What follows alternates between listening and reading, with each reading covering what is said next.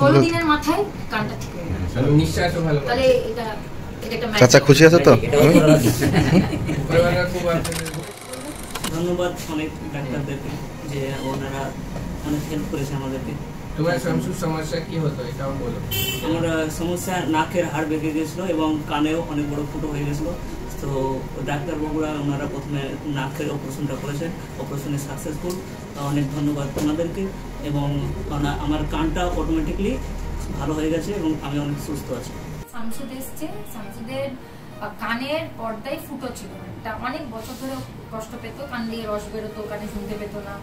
যখন আমাদের কাছে এসছে তখন আমরা দেখলাম যে ওর একটা ডিভিয়েটেড নেজাল সেপ্টাম ছিল, মানে নাকের যে হাড়টা থাকে সেটাও বেঁকে ছিল। তো সেইটার আমরা অপারেশন করলাম, কারণ যেসব রোগীর ক্ষেত্রে নাক এবং কান দুটোরই অসুবিধা থাকে, মানে নাকের হাড়টা যাদের বেঁকা থাকে বা ডিভিয়েটেড নেজাল সেপ্টাম থাকে, তার সঙ্গে যাদের কানের পর্দায় ছিদ্র থাকে বা আমরা বলি পারফোরেশন, তো সেই ক্ষেত্রে যদি আমরা নাকটা আগে না করি কখনোই কানটা সুস্থ হয় না।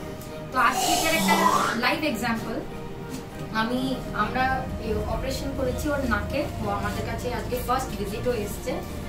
ওর একদম নাকটা যেমন ক্লিয়ার হয়ে গেছে, নাকের আর কোনো অসুবিধা নেই।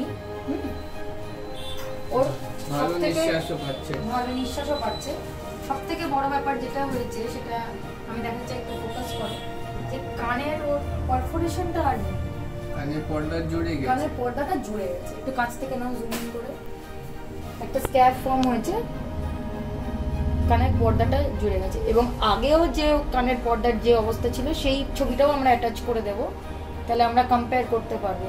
তো এটা একটা ম্যাজিক, হ্যাঁ, একটা লাইভ এক্সাম্পল যেটা শামসুদের সঙ্গে হয়েছে, যে নাক এবং কান দুটোরই অসুবিধা থাকলে নাকটা যদি আমরা আগে কারেক্ট করে দিই তাহলে আমাদের অনেক সময় কানের আর অপারেশন করার প্রয়োজন নেই।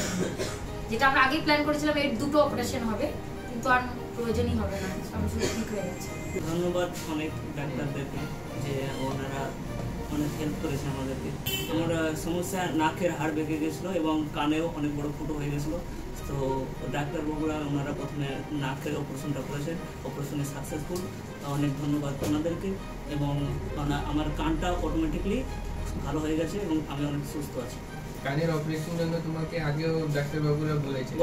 কানের অপারেশনের জন্য আগে ডাক্তারবাবুরা বলেছিল দুটো অপারেশন করতে হবে, কিন্তু ডাক্তারবাবুরা একটা অপারেশন করে সাকসেসফুল নাকেরটা। অনেক ধন্যবাদ, থ্যাংক ইউ সো মাচ।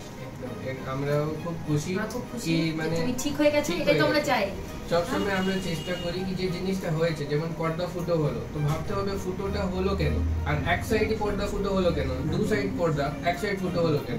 তো এটা হয়েছে আমরা যখন শামসুদকে দেখলাম, কানের প্রবলেম বলে কানটাই দেখবো, অন্য কিছু দেখবো না সেটা না, নাক কান গলা আমরা একসাথে পড়াশোনা করি, কেন সব একসাথেই জড়িত আছে।